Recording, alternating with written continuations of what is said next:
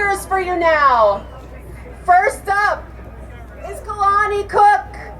She is the Code Academy High School Pittsburgh Coding Bootcamp Co-Director. Please welcome Kelauni. This is so cool. Oh my God. I cannot believe this turnout right now. This is amazing. All right, so quick introduction. I don't have a lot of time. I'm Kelauni Cook. I'm from Chicago, but I moved to Pittsburgh to do Academy Pittsburgh. It's a coding boot camp, and now I'm a software engineer, and I run a high school coding boot camp, as she said. And so I just want to, first of all, in true Kelauni fashion, I want to start this off with a game, all right? So I need you guys to participate. The rule is that whatever comes to your mind first, you have to record it and remember it. So everybody close your eyes. Do it, close your eyes. Now, I want you to imagine first a rocket scientist. Okay, you have the rocket scientists. What do they look like, right? What are they wearing? Now imagine a paleontologist. Imagine a mechanical engineer. What do they have on? What are they doing? Now imagine a surgeon. What do they have on? What about an architect? Imagine all of these people, an architect next. Now record whatever came to your mind first. Now open your eyes. Do you remember all of your 5 people? Okay, what did they look like? Oh, yes! So I just want to see, did anyone picture a Muslim woman in a hijab?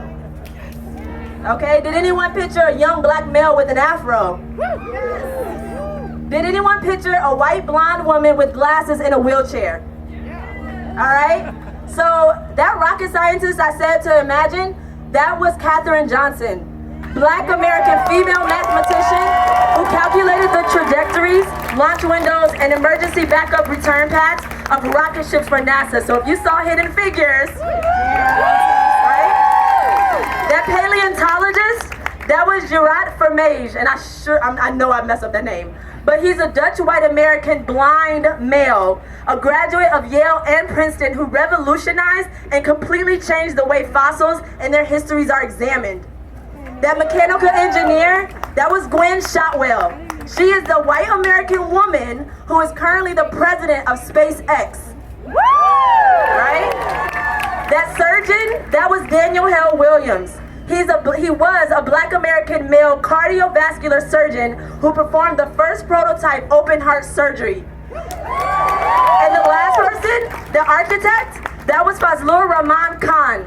He was a Muslim, or is a Muslim American male. He pioneered the new structural system of the tubes that revolutionized the building of today's skyscrapers. So take that, Trump Towers. They're using his invention.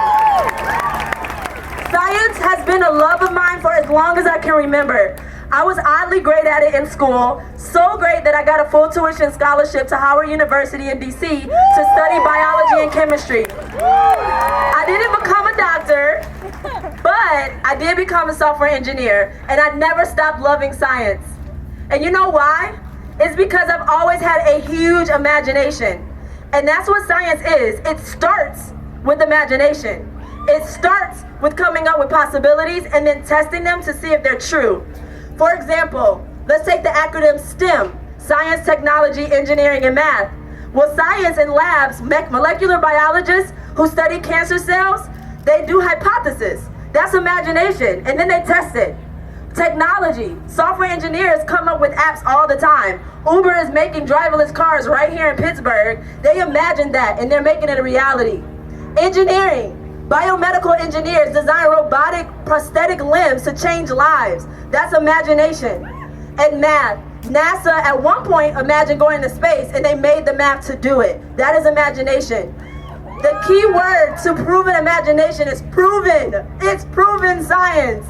Look around you, the buildings, the cell phone in your hand, the perfume you're wearing. These all came from somebody's imagination.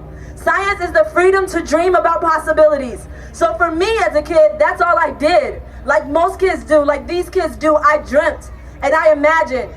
But what if I told you that certain kids, they don't imagine?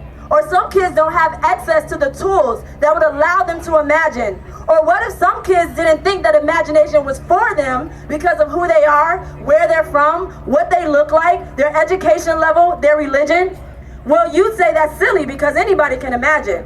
But it's happening every single day. The amount of minority kids in the public school system who aren't getting access to the tools they need to become successful in science is happening every single day. Think back to those people we envisioned earlier. Did they fit stereotypes? All right, good. That means we're making waves. So it's a problem when we can't imagine all industries of science being full of color and diversity. Women and men, young people, older people, Muslims working with Christians, a biomedical engineer in a wheelchair. Let's stop and ask ourselves, what do we want science to look like? It's for everybody.